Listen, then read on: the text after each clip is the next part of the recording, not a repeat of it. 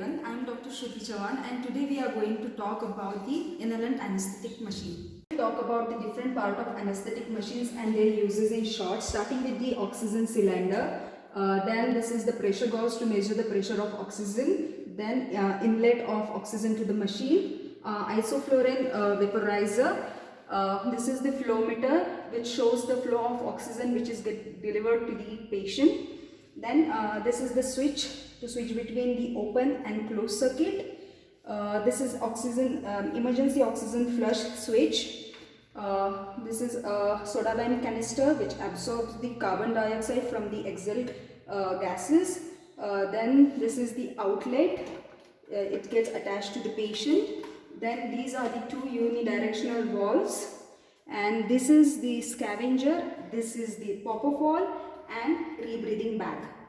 And this is the blow-off valve. When the pressure gets exceeded, then in the emergency, in case of emergency, this releases the pressure from the system.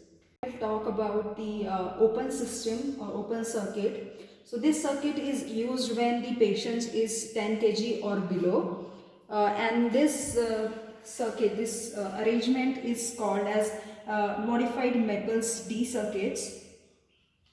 In the open system, this is the open system, and through this line or this pipe, the oxygen and isoflurane goes to the patient, and from this pipe the exhaled gases get removed from the patient, and through the scavenger it's get thrown out. So as you can see, there are no unidirectional valves in this open system, and the gases exhaled by the patients are not rebreathed by the patient. We will talk about the closed circuit now, and its flow, gas flow, how it goes. So this is the inlet of oxygen and isoflurane, and then it goes like this to the patient, and then it and then the exhaled gases go like this to this unidirectional valve into the soda lime canister. Here the carbon dioxide get absorbed and the remaining gases get returned back to the patient, and the excess gases get removed from the circuit through the scavenger.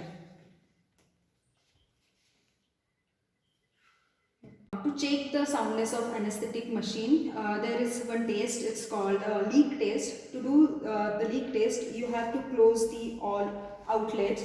So the patient end you will close with the cork or with the bag also. And this pop-off valve, generally you have to keep it open, but during the leak test you have to close it completely,